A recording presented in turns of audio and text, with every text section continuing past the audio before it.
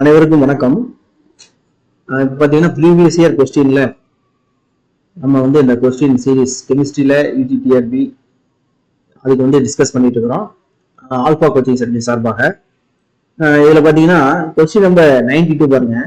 The greatest binding energy per nucleon of the stable elements with the mass number between 40 and 120. அணு நிறை 40 முதல் 120 வரை உள்ள நிலையான தனிமங்களின் நியூக்ளியான்களின் அதிகபட்ச பிணைப்பு ஆற்றல். ஓகேங்களா? இதுல பாருங்க, பிணைப்பு ஆற்றல் அப்படின்னா என்ன அப்படின்னு பாத்தீங்கன்னா, அணுக்கரு உங்களுக்கு தெரியும். அணுக்கருல நியூட்ரான் பிளஸ் புரோட்டான் இருக்குது. இதுதான் நம்ம நியூக்ளியான் அப்படின்னு சொல்லுவோம். நியூக்ளியான், ஓகேங்களா? தமிழ்லயும் நியூக்ளியான்கள் அப்படின்னு சொல்லுவோம். நியூக்ளியான்கள், ஓகேங்களா? இப்ப இந்த நியூக்ளியான் அப்படின்னா புரோட்டான் பாசிட்டிவ் சார்ஜ் நமக்கு தெரியும். நியூட்ரான் நிறையற்றது, அதாவது மின்சுமை அற்றது, 0. ஓகேங்களா? அப்ப பாசிட்டிவ் சார்ஜ் எல்லாமே சேர்ந்து இருக்குதுன்னு வச்சுக்கோங்களேன். பாசிட்டிவ் சார்ஜ் எல்லாம் சேர்ந்து இருக்குன்னா அந்த பாசிட்டிவ் சார்ஜ் எல்லாம் ஒண்ணு விளக்கும். அந்த விளக்குறத மீறி ஒரு ஈர்ப்பு விசை அங்க செயல்படுது. அதை நம்ம பிணைப்பு ஆற்றல் அப்படின்னு சொல்றோம். ஓகேங்களா? அதுதான் பைண்டிங் எனர்ஜி அப்படின்னு சொல்றோம். நியூக்ளியான்கள், அதாவது நியூக்ளியான்ஸ்ல இருக்கக்கூடிய அந்த பைண்டிங் எனர்ஜி, நியூக்ளியான்களுக்கு இடையே இருக்கக்கூடிய பிணைப்பு ஆற்றல் அப்படின்னு நம்ம சொல்றோம். இதுல நிறைய 40ல இருந்து 120க்குள்ள இருக்கக்கூடிய தனிமங்கள் அப்படி எடுத்துட்டோம் அப்படின்னா அதுல அதிகபட்ச பிணைப்பாற்றல் எவ்வளவு?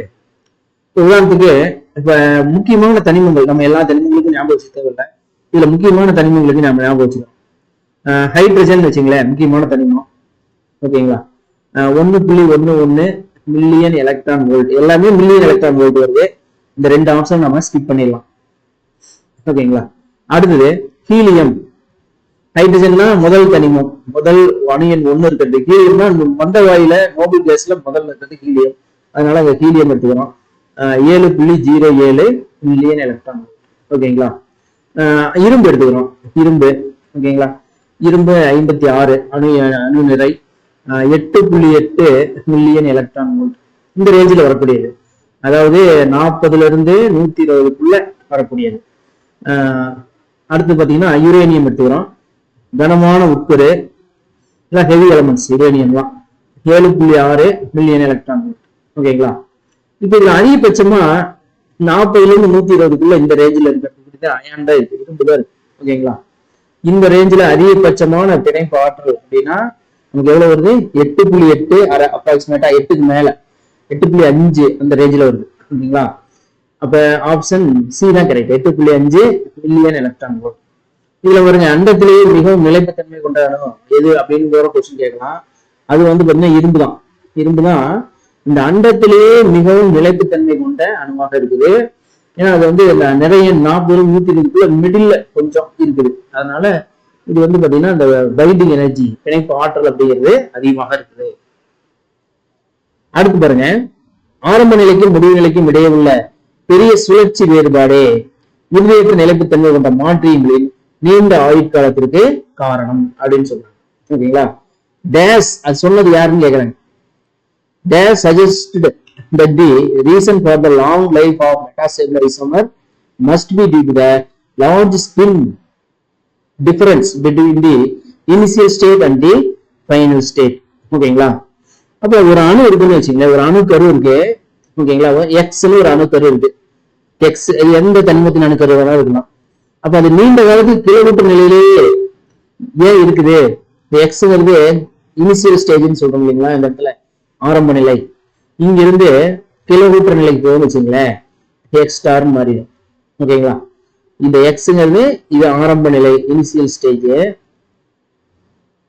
இது பாத்தீங்கன்னா எக்ஸைட்டட் ஸ்டேட், ஃபைனல் ஸ்டேட். அதாவது நம்ம கிளர்வுற்ற நிலை அப்படின்னு சொல்லுவோம். ஏன்னா இந்த இடத்துல இந்த அணு கிளர்வுற்ற நிலைக்கு போகும். கிளர்வுற்ற நிலைன்னு வச்சுங்களேன், எக்ஸைட்டட் ஸ்டேட். அப்ப எக்ஸ்ங்கிறது எக்ஸ் ஸ்டாரா மாறுது, கிளர்வுற்ற நிலையில் மாறுது. சில தனிமங்களோட அந்த அணுக்கருக்கள் என்ன ஆகும் அப்படின்னா கிளர்வுற்ற நிலையிலேயே வருஷ கணக்கா இருக்கும். நார்மலா ஒரு தனிமம் கிளர்வுற்ற நிலைக்கு போகுது அப்படின்னா ஆற்றலை உறிஞ்சிட்டு மேல போகும். மறுபடியும் மேல இருந்து கீழே வரும்போது உறிஞ்சிய ஆற்றலை வெளியிடும், பழைய நிலைக்கே வந்துடும். ஆனா இங்க பாத்தீங்க அப்படின்னா இந்த தனிமம் கிளர்வுற்ற நிலைக்கு போகும்போது நமக்கு அந்த கிலோமீட்டர் நிலையே வருஷ கணக்கா இருக்கு. ஓகேங்களா? அதுக்கான காரணம் என்ன அப்படின்னு பாத்தீங்கன்னா இந்த சுழற்சி, இந்த தனிமங்கள் ஒரு தனிமம் இருக்குது அப்படின்னா அதுல இருக்கக்கூடிய சுழற்சி பிளஸ் அந்த சுழற்சி வேறுபாடு. இப்போ இது வந்து ஆரம்ப நிலையில் இருக்குது, அந்த சுழற்சி 1/2 வச்சுக்கிறோம். இது வந்து கிளர்வட்ட நிலைக்கு போகுது, இதனோட சுழற்சி 5/2 அல்லது 7/2 வச்சுக்கிறோம்னு வச்சுக்கங்களேன். ஃபார் எக்ஸாம்பிள் சுழற்சி வேறுபாடு இருக்கு இல்லைங்களா? இப்ப சுழற்சி வேறுபாடு அதிகமா இருந்துச்சுன்னா இந்த தனிமம் கிளர்வட்ட நிலையே நீண்ட காலத்துக்கு இருக்கும் அப்படின்னு ஒருத்தர் கண்டுபிடிச்சிருக்காரு. அவர் கண்டுபிடிச்சவர் வந்து வைசேகர். ஓகேங்களா? அடுத்து பாருங்க, வைசேகர் அப்படின்னு இருக்குது, இங்கிலீஷ்லயும் வைசேகர் அப்படின்னு தான் இருக்கு. ஓகேங்களா? அப்ப இந்த சுழற்சி வேறுபாடு, ஓகேங்களா, அடிநிலை ஆற்றல் மட்டத்துக்கும் கிளர்வட்ட நிலைக்கும் இடையே சுழற்சி வேறுபாடு அதிகமாக இருந்தால் அந்த அணுவானது நமக்கு எப்படி இருக்கும்? அந்த தனிமத்தின் கிளர்ச்சியுற்ற நிலையிலேயே அதிக அளவில் இருக்கும் அப்படின்னு சொல்றாரு வைசேகர். ஓகேங்களா? அடுத்து பாருங்க, which is the common solid material used for packing of column in column chromatography. பத்தி வண்ணப்பிரிவு பிரிகையில், ஆக்சுவலி குழாய் வண்ணப்பிரிவு அப்படின்னு சொல்லுவோம். காலம்னா குழாய் வண்ணப்பிரிவு நம்ம படிச்சுக்கோம். நீங்க இருந்தாலும் பத்தின்னு சொல்றாங்க. தமிழ்நாட்டு நம்ம மேக்சிமம் இங்கிலீஷை கொஞ்சம் பார்த்து வச்சுக்கணும். ஓகேங்களா?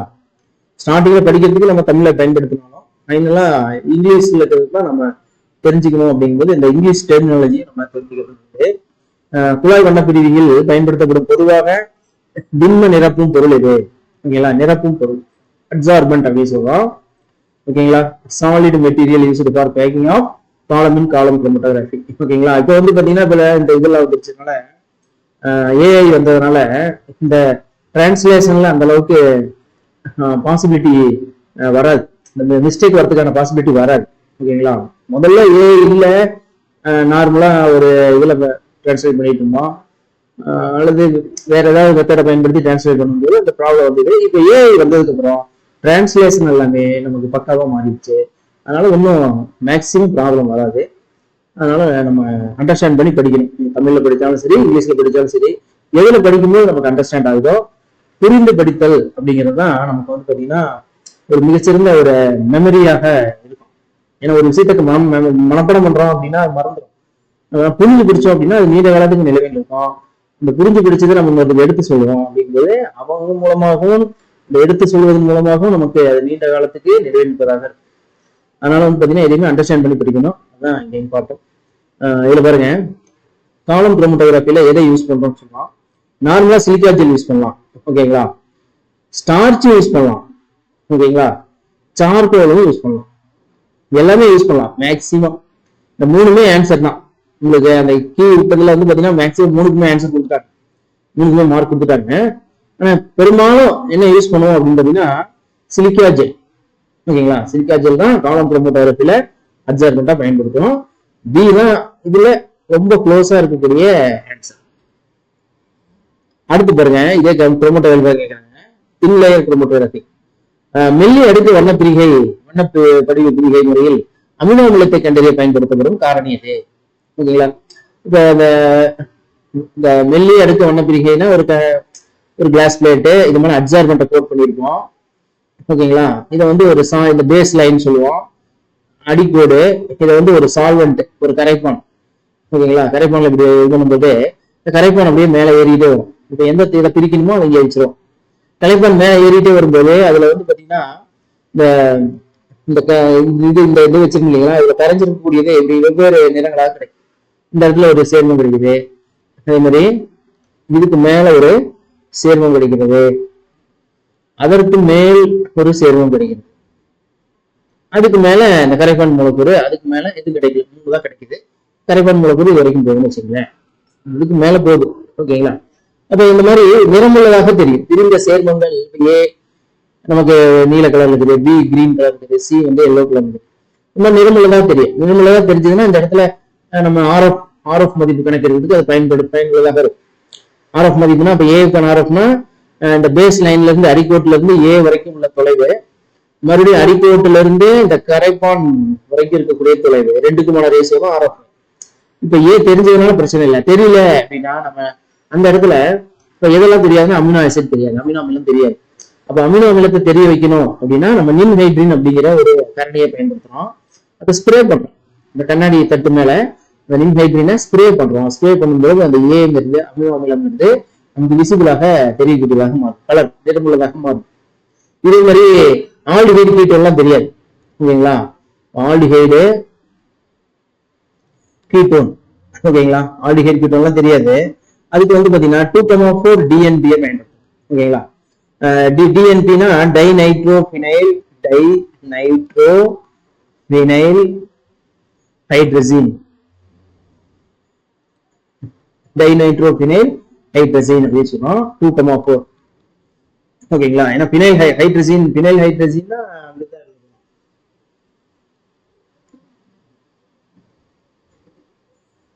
இதுதான் பினைல் ஹைட்ரஜன். இதுல 2 ரெண்டாவது பொசிஷன்ல ஒரு NO2வும் 4வது பொசிஷன்ல ஒரு NO2 வரும். 1 2 3 4 5 6 அப்ப 2 4ல NO2 இருக்கு. ஓகேங்களா, ஆல்டிஹைடு கீட்டோனுக்கு 2,4 DNP. இது ஸ்டார்ச் வச்சுங்களேன், ஸ்டார்ச் நம்ம அயோடினை பயன்படுத்துறோம், அயோடின். ஓகேங்களா, இதெல்லாமே நிறமற்ற சேர்மங்களை நிறமுள்ளதாக மாற்றக்கூடிய டெக்னிக்கு தின் லேயர் குரோமட்டோகிராஃபில. அடுத்து பாருங்க, இந்த equation for Maxwell distribution of molecular velocities, மூலக்கூறு திசைவேகங்களுக்கான மேக்ஸ்வெல் சமன்பாடு கேட்டிருக்காங்க. ஓகேங்களா, அப்ப இந்த சமன்பாட்டுல நமக்கு என்ன ஆன்சரு, இதுல வந்து பாத்தீங்கன்னா எல்லாமே கரெக்ட் தான். இது வந்து பாத்தீங்கன்னா இந்த டேர்ம் இருக்கு இல்லைங்களா, இதுதான் ஒரு மிஸ்டேக் பண்ணிட்டாங்க. ஓகேங்களா, இது எப்படி இருக்கணும் அப்படின்னா இ பவர், இந்த இ பவர்ல இருக்கணும், E power minus mc square divided by 2RT, இதெல்லாமே பவர். ஓகேங்களா, அடுத்தது C square D square DC அப்படிங்கிறது மல்டிபிளிகேஷன்ல இருக்கு. இங்க பாருங்க டிவைட்ல இருக்கு, இது தப்பு, இதுதான் கரெக்ட். இது கிரேஸ் மார்க் கொடுத்துட்டாங்கன்னு வச்சுக்கோங்க. அப்ப இது பாருங்க, இதெல்லாமே சின்ன சின்ன ஈக்குவேஷனா இருக்கு, இது கொஞ்சம் பெரிய ஈக்குவேஷனா இருக்கு, ஆனா இதுதான் ஆன்சராகவும் இருக்கு. இது ஒரு ட்ரிக்ஸ் தான், இது எல்லா காலத்திலையும் நமக்கு பொருந்தும்னு சொல்ல முடியாது. ஒரு சிக்கலான இது அப்படிங்கும்போது நமக்கு எது நீளமான சமன்பாடாக வருதோ அதுதான் ஆன்சரா இருக்கிறதுக்கான வாய்ப்பு இருக்கு. அதனால அது எந்த நமக்கு முதல்ல அதை முறையா படிச்சுக்கிறது நல்லது. நம்ம அதை வந்து எல்லா சூழ்நிலையும் அப்ளை பண்ண முடியாது. தெரியல, அதுல உட்காந்து டைம் வேஸ்ட் பண்ண தேவையில்லை. இந்த நீளமா இருக்கா அதை டிக் பண்ணிட்டு கடவுள் மேல பாரத்தை போட்டு வந்துடணும். ஓகேங்களா, ஆனா தவறான முறைதான், இருந்தாலும் வேற வழி இல்லை அப்படிங்கிற சூழ்நிலையில ஒரு எமர்ஜென்சி சுச்சுவேஷன்ல இந்த முறையை நம்ம கையாளலாம் அப்படிங்கிறது என்னுடைய கருத்து. இது வந்து பாத்தீங்கன்னா இது இப்படிதான் இருக்கும்.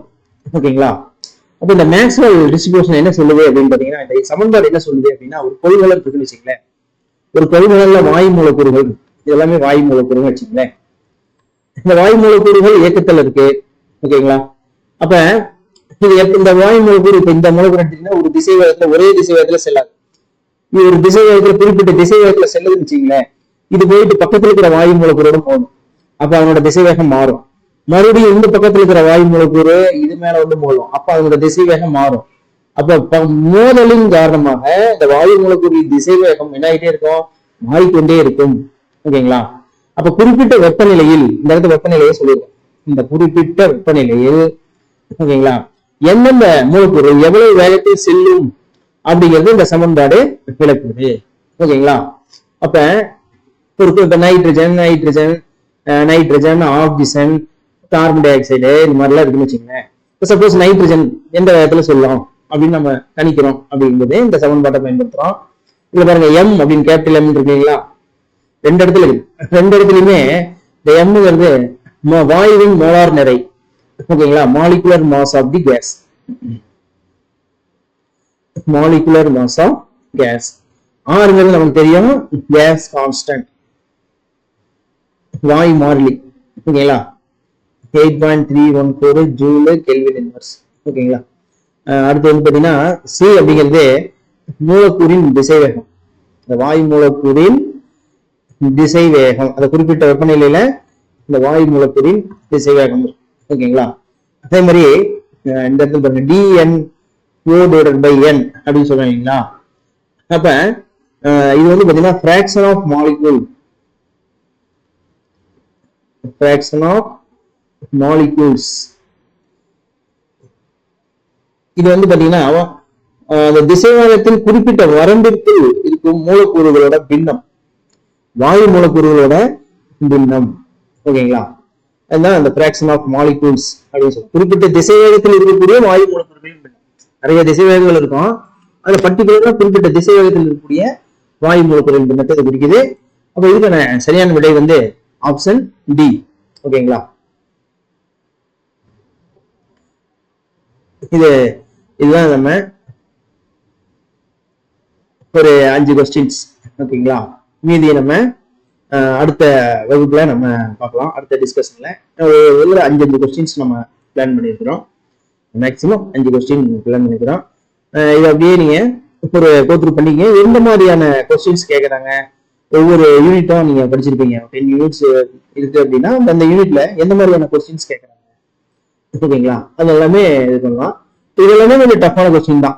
கொஸ்டின் நம்பர் 92 நம்ம ஜென்ரலா நியூக்ளியர் கெமிஸ்ட்ரி அப்படின்னு சொல்லிட்டு படிப்போம். அதுல எவ்வளவோ ரியாக்ஷன் இருக்கு, நியூக்ளியர் ஃபியூஷன் இருக்கு, ஸ்டெரிலைசேஷன் ரியாக்ஷன் இருக்கு, என்னென்னமோ இருக்கு, ஈஸியானது எல்லாமே இருக்கு.